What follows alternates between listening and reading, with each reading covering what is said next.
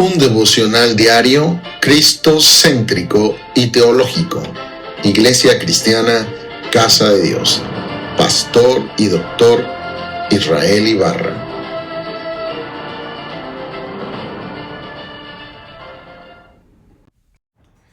Devocional de hoy, 10 de junio del 2026. El texto de hoy es Juan 16, versos 1 al 4, versión Reina Valera 1960. La palabra de Dios dice: estas cosas os he hablado para que no tengáis tropiezo. Os expulsarán de las sinagogas, y aún viene la hora cuando cualquiera que os mate pensará que rinde servicio a Dios. Y harán esto porque no conocen al Padre ni a mí. Mas os he dicho estas cosas para que cuando llegue la hora os acordéis de que ya os lo había dicho. Esto no os lo dije al principio porque yo estaba con vosotros. Bueno, esta es la reflexión. Nos encontramos en los últimos momentos de enseñanza del Señor Jesucristo antes del arresto, juicio y crucifixión. Hemos estado estudiando el capítulo 13, 14, 15. Ahora entramos al 16 y vamos a hacer una serie de devocionales sobre este capítulo.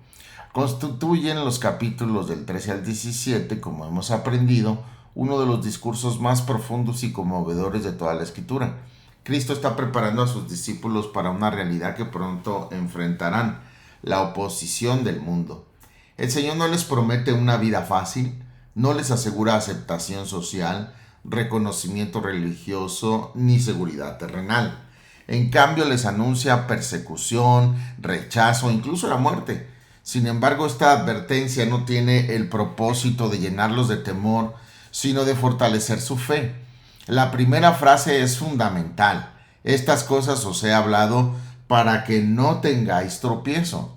La palabra tropiezo implica en el original caer, desanimarse o apartarse del camino. Cristo sabe que una de las pruebas más difíciles para un creyente es descubrir que seguir al Señor puede traer sufrimiento. Muchos esperan que la obediencia produzca inmediatamente prosperidad, comodidad y aprobación humana, pero el Señor enseñó exactamente lo contrario. El verdadero discipulado implica cargar la cruz. Lucas 9, 23 y 24 declara: y decía a todos: si alguno quiere venir en pos de mí, niéguese a sí mismo, tome su cruz cada día y sígame, porque todo el que quiera salvar su vida la perderá, y todo el que pierda su vida por causa de mí, éste la salvará. El creyente debe entender desde el principio que la fidelidad a Cristo puede generar oposición de parte de un mundo que rechaza a Dios. El Señor anuncia: os expulsarán de las sinagogas. Para un judío del primer siglo esto era devastador. La sinagoga no era solamente un lugar de adoración, era el centro de la vida social, familiar y comunitaria.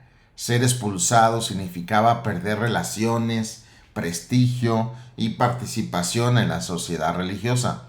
Poco tiempo después esto se cumpliría literalmente.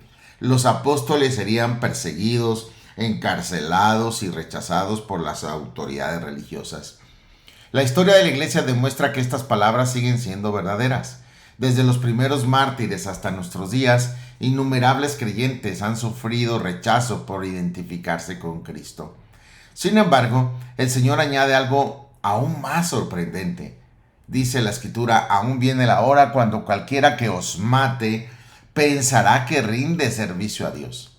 Aquí vemos una de las manifestaciones más peligrosas del pecado humano: la religión sin conocimiento de Dios.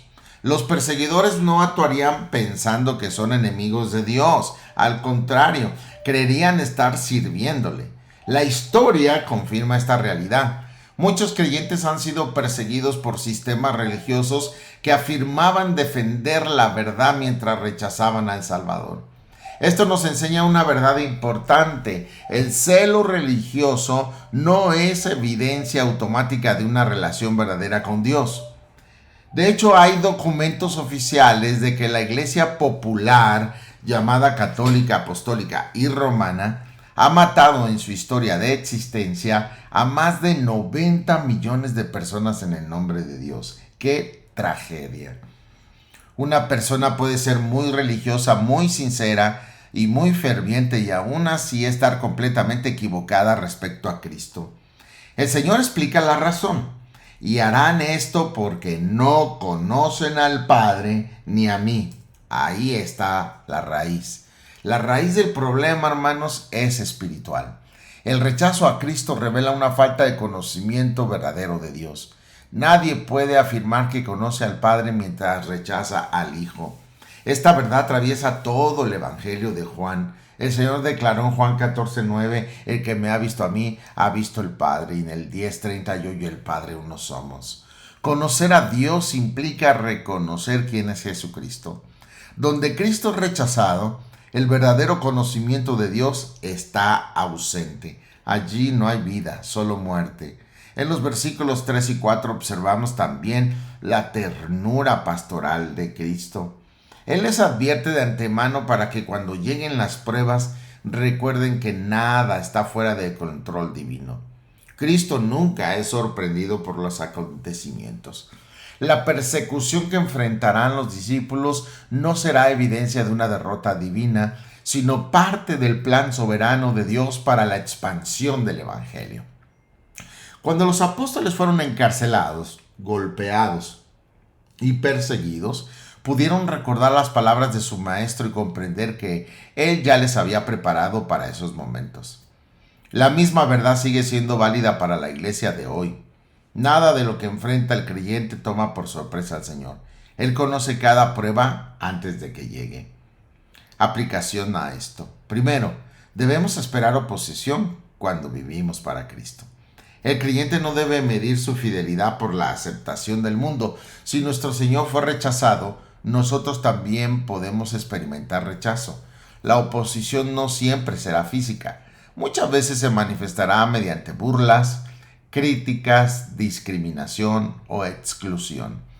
La pregunta no es si el mundo aprobará nuestra fe, sino permaneceremos fieles a Cristo cuando el mundo la desapruebe.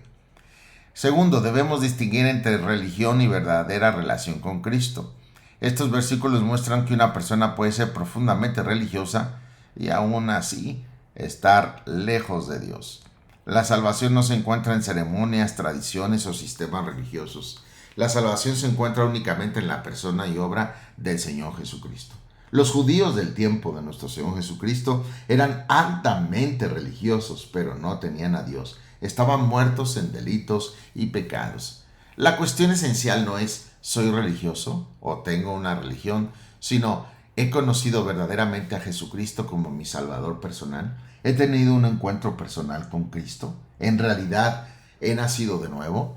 Todos recordamos la historia de Nicodemo, un hombre religioso, pero que tampoco tenía el conocimiento de Dios. Y Jesús tajantemente le dijo en Juan 3:3, ¿verdad?, que si no nace de nuevo, no puede ver el reino de los cielos. Él contestó que como siendo viejo podía meterse al vientre de su madre y volver a nacer.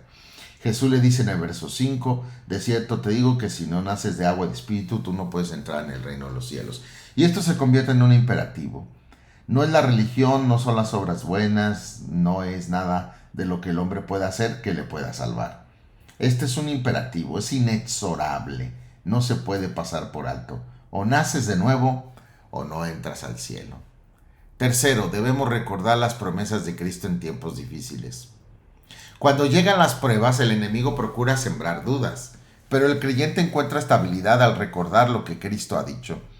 Las circunstancias cambian, las emociones fluctúan y las personas decepcionan, pero la palabra del Señor permanece para siempre. Cuarto, debemos encontrar consuelo en la omnisciencia de Cristo.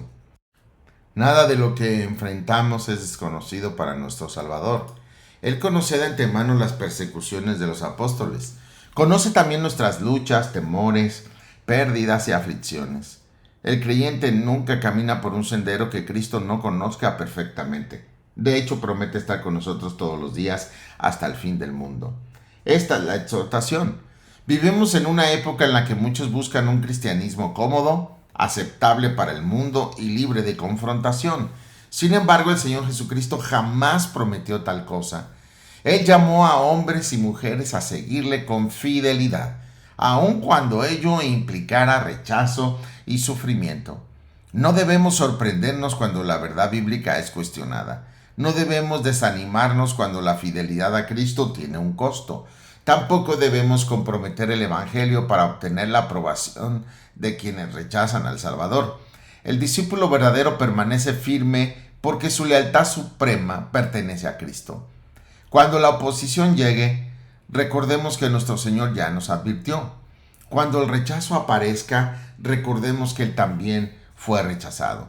Cuando el sufrimiento toque nuestra puerta, recordemos que Cristo conoce perfectamente nuestro camino. La iglesia primitiva venció no por su poder político ni por su influencia social, sino por su fidelidad inquebrantable al Señor resucitado. Que nosotros también permanezcamos firmes anunciando el Evangelio, defendiendo la verdad y honrando a Cristo hasta el final de nuestra carrera. Recuerda, lee la Biblia diariamente y ora a Dios nuestro Padre en todo momento y en toda circunstancia. Oremos. Rey mío y Dios mío, mi Padre Celestial, te damos gracias por la sinceridad y la fidelidad de Cristo, tu amado Hijo, quien nunca ocultó a sus discípulos el costo del verdadero discipulado. Gracias porque sus palabras nos preparan para enfrentar las pruebas con fe y confianza. Señor Jesucristo, ayúdanos a permanecer firmes cuando enfrentamos oposición por causa de tu nombre. Líbranos del temor al hombre y danos valor para confesarte delante de este mundo. Que nunca cambiemos la verdad por aceptación ni comprometamos el Evangelio para evitar el rechazo. Guárdanos de una religión vacía y superficial. Permítenos conocerte cada día más profundamente y vivir en una comunión genuina contigo. Que nuestro amor por ti sea mayor que nuestro deseo de aprobación humana.